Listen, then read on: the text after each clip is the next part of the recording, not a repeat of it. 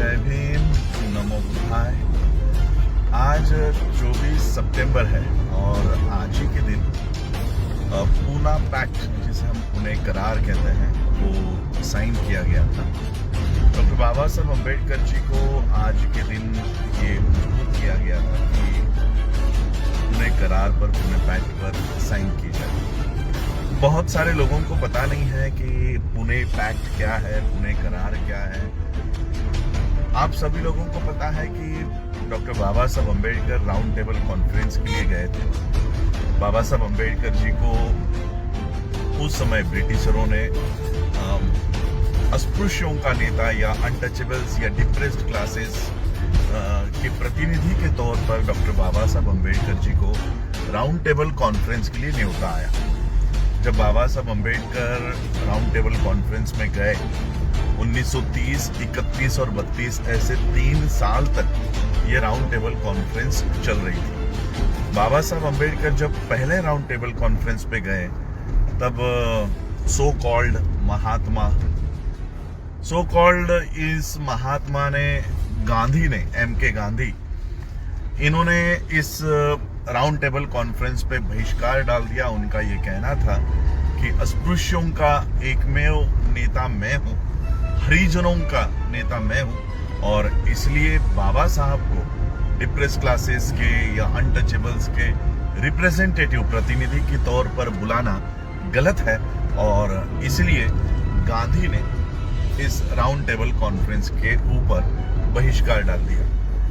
जब बाबा साहब first round table conference में गए और वहां पर बाबा साहब ने आक्रामक तरीके से भारत के अछूतों के लिए या डिप्रेस्ड क्लासेस के लिए जो जो हक और अधिकार बाबा साहब को मांगने थे, बाबा साहब ने वो सारी बातें, वो सारे अधिकार वहां पर रखे, और अंग्रेजों को या ब्रिटिशरों को बाबा साहब ने कन्विंस कर दिया कि जो बात बाबा साहब कर रहे हैं या बाबा साहब कह रहे हैं वो सही है, और हमें शेड्यूल कास्ट के लोगों को, अनटचेबल्स के लोगों को, डिप्रेस क्लासेस के लोगों को ये अधिकार दे देने चाहिए। जब ये सारी बातें टाइम्स ऑफ इंडिया जैसा न्यूज़पेपर भारत में ये सारा कवरेज कर रहा था, भारत में ये सारी बातें बता रहा था, तो गांधी, जिन्होंने फर्स्ट राउंड टेबल कॉन्फ्रेंस में बहिष्कार डाल दिया था, उन्हें लगा कि मेरे वहां पर न होने की वजह से बाबा साहब यानी डॉक्टर BR अम्बेडकर अपने लोगों के लिए, भारत के डिप्रेस्ड क्लासेस के लिए वहां पर सारे अधिकार जुटा रहे हैं, सारे अधिकार ले रहे हैं। और फिर जब round table conference second round table conference की शुरुआत हुई, अंग्रेजों को लगा गांधी जी तो हमारे कॉन्फ्रेंस पे बहिष्कार डाल रहे हैं, तो उनको बुलाने का कोई मतलब है नहीं। जब गांधी जी को 1930 के कॉन्फ्रेंस में बुलावा था, तब उन्होंने बहिष्कार डाल दिया था। लेकिन जब गांधी को बुलावा भेजा ही नहीं, तब गांधी बिना किसी इनविटेशन के, बिना किसी बुलावे के, Gandhi ji round table conference के लिए प्रकट हो गए, हाजिर हो गए, और वहां पर उन्होंने सिर्फ एक ही काम किया, जो बाबा साहब मांग कर रहे थे उसका विरोध करने का काम गांधी ने किया। लेकिन इतना विरोध सहने के बावजूद भी, और बाबा साहब ने अपने राइटिंग एंड स्पीचेस में ये क्लियर किया है कि गांधी ने किस तरह से षड्यंत्र वहां पर राउंड टेबल कॉन्फ्रेंस में किया, और इतना राउंड टेबल कॉन्फ्रेंस में षड्यंत्र करने के बावजूद बाबा साहब ने अपने इंटेलिजेंस के बलबूते पर, अपने ज्ञान के बलबूते पर अंग्रेजों को ये सिद्ध करके दिया कि हम हिंदू नहीं हैं और हम लोगों को अलग से प्रावधान होने चाहिए। गांधी का कहना था कि ये लोग हरिजन हैं, ये हिंदुओं का ही भाग है, और इनके साथ जो कुछ करना है वो हम करेंगे, और इसलिए इन लोगों को क्या क्या अधिकार देने चाहिए, ये आप लोगों को देने के बजाय हम हिंदुओं के मन में जब कुछ आएगा, तब हम इन अछूतों को, अनटचेबल्स को, डिप्रेस्ड क्लासेस के लोगों को हम अपनी, जब हमारे मन में आएगा तब इनको अधिकार हम दे देंगे, और इसलिए अंग्रेजों को हमारे इंटरनल मैटर्स में पढ़ने की जरूरत नहीं है। तो गांधी की ये भूमिका थी, बाबा साहब की भूमिका थी, हम हिंदू नहीं हैं, हम अलग पार्ट है, हम डिप्रेस्ड क्लासेस हैं और इसलिए हम लोगों को अलग से अधिकार होने चाहिए। और 16 अगस्त 1932 को 16 अगस्त 1932 को कॉम्युनल अवार्ड रामसे मैकडोनाल्ड, ये उस समय के ब्रिटिशर प्राइम मिनिस्टर या कहो या कोई बड़े हेड थे, उन्होंने ये कॉम्युनल अवार्ड घोषित कर दिया कि बाबा साहब के कहने में तथ्य है और डिप्रेस क्लासेस जो एक बहुत बड़ी संख्या की पॉपुलेशन है उन लोगों को भी अलग से अधिकार होने चाहिए। और इन अधिकारों में उन्होंने सेपरेट इलेक्टोरेट दिया, सेपरेट सेटलमेंट दी, सेपरेट यानी हिंदुओं से अलग हम लोगों को अलग अलग प्रावधान ब्रिटिशरों ने या रामसे मैकडोनाल्ड ने कॉम्युनल अवार्ड में दिए। सेपरेट इलेक्टोरेट का मतलब ये होता है कि वोटर भी आपका होगा और उम्मीदवार भी आपका होगा। जैसे आज रिजर्व सीट्स है, शेड्यूल कास्ट की रिजर्व सीट्स हम लोगों को गांधी के वजह से मिली, बाबा साहब के वजह से तो हमको सेपरेट सीट मिली थी, सेपरेट इलेक्टोरेट मिला था। तो सेपरेट इलेक्टोरेट का अर्थ है कि जिस भी शेड्यूल कास्ट के लिए रिजर्व सीट पर इलेक्शंस होंगी वहां पर वोट देने का अधिकार ये सिर्फ और सिर्फ शेड्यूल कास्ट के लोगों को होगा। वहां पर हिंदुओं को, एससी के कैंडिडेट को चुनने का अधिकार नहीं होगा। जैसे आज भारत में ये सेपरेट इलेक्टोरेट आज भी लागू है। जैसे टीचर्स एंड ग्रेजुएट्स असेंबली होती है, वहां पर सिर्फ टीचर और ग्रेजुएट ही वोट करते हैं, यानी उम्मीदवार भी टीचर या ग्रेजुएट होता है और वोटर भी टीचर या ग्रेजुएट होता है। उनकी वोटर लिस्ट अलग होती है, उनकी कॉन्स्टिट्यूंसीज अलग होती है। इस तरह से शेड्यूल कास्ट के लिए ये बाबा साहब ने कॉम्युनल अवार्ड में ये अधिकार लिए।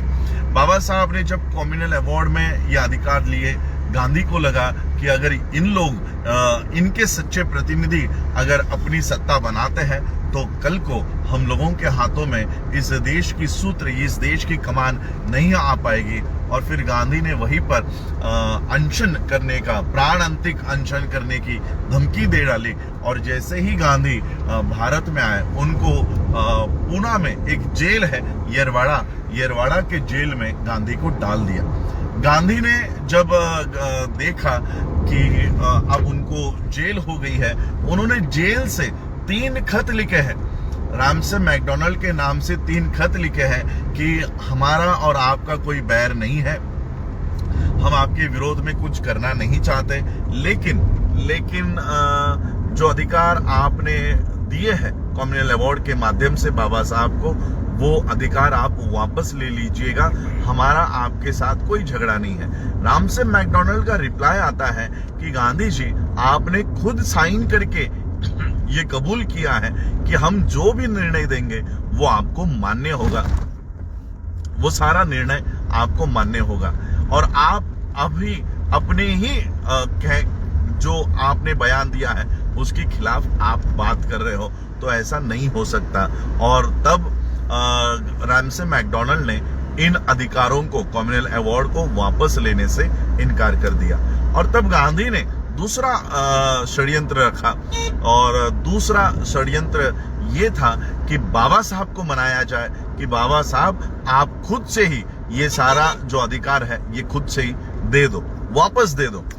तब बाबा साहब की गाड़ी, जैसे आज हम लोग घूम रहे हैं, तो बाबा साहब जब गाड़ी से जा रहे थे तब कांग्रेस के लोगों ने या गांधी के लोगों ने बाबा साहब की गाड़ी को अड़ाया और बाबा साहब के गाड़ी को रोककर उन्होंने बाबा साहब को धमकी देते हुए कहा कि अभी के अभी ये जो कॉम्युनल अवार्ड है ये वापस दे दो।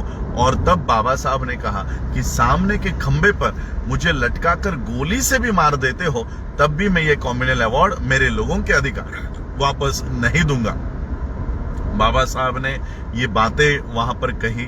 और जब ये कांग्रेस के लोग या गांधी के लोग येरवाड़ा में जाकर उन्होंने ये बयान दिया कि बाबा साहब भी इस कॉम्युनल अवार्ड को वापस देने के लिए तैयार नहीं है, तब उन्होंने, कांग्रेस के, गांधी के लोगों ने ये कहा कि इतने छोटे से लोगों के लिए, डिप्रेस क्लास या अछूतों के लिए, या आप अपनी जिंदगी क्यों दांव पर लगा रहे हो?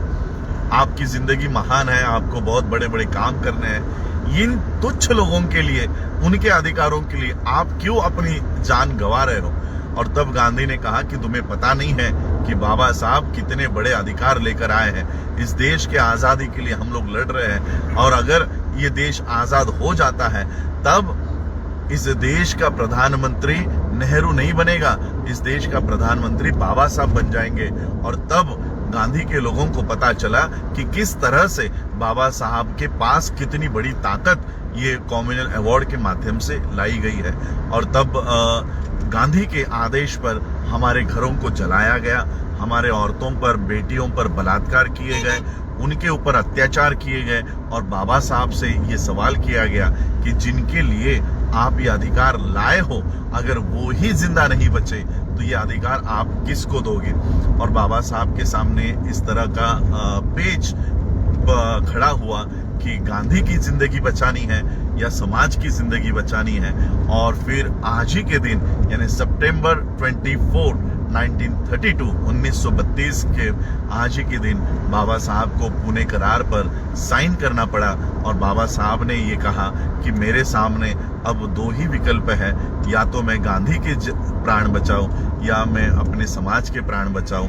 और अपने समाज के प्राण बचाने के लिए बाबा साहब को कॉमनवेल्थ अवार्ड वापस देना पड़ा और पुणे पैक्ट पर साइन करने पड़ी।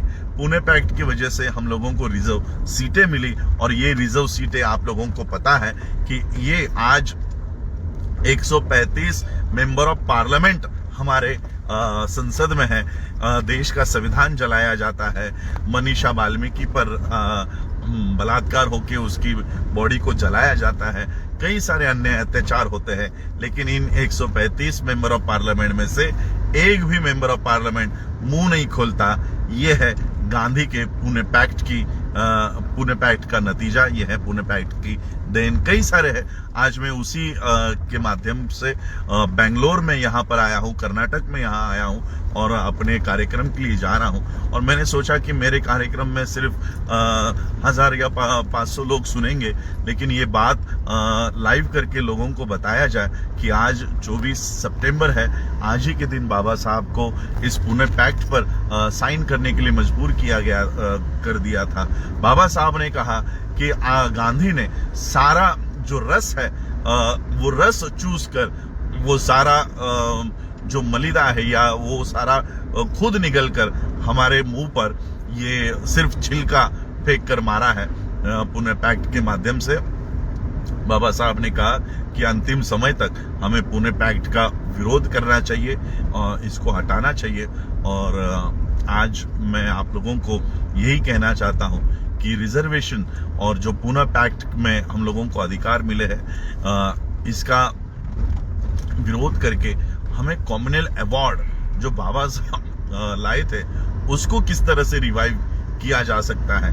क्या सेपरेट इलेक्टोरेट के लिए हम मांग कर सकते हैं? जिस तरह से टीचर्स एंड ग्रेजुएट्स कॉन्स्टिट्यूंसी इस देश में होती है, हम लोगों को शेड्यूल कास्ट की कॉन्स्टिट्यूंसीज के लिए भी उसी तरह से आंदोलन करना होगा, क्योंकि रिजर्व सीट्स के माध्यम से जो एमपी और एमएलए चुनकर आए हैं ये समाज के नहीं उस पार्टी का काम करते हैं जिस पार्टी के लिए पार्टी से वो चुनकर आए हैं। इनको पार्टी की बात करने के लिए नहीं, शेड्यूल कास्ट की बात करने के लिए संसद में और विधानसभाओं में भेजा गया है, लेकिन ये समाज की बात नहीं कर रहे, ये पार्टियों की बात कर रहे हैं। और इसलिए हम लोगों को ऐसे मांग उठानी होगी कि जिस तरह से टीचर्स एंड ग्रेजुएट्स के लिए सेपरेट इलेक्टोरेट है, उसी तरह से शेड्यूल कास्ट के लिए सेपरेट इलेक्टोरेट होना चाहिए। उसी तरह से हम लोगों को अपनी शिक्षा की व्यवस्था खुद खड़ी करनी चाहिए, आरोग्य की व्यवस्था खुद खड़ी करनी चाहिए।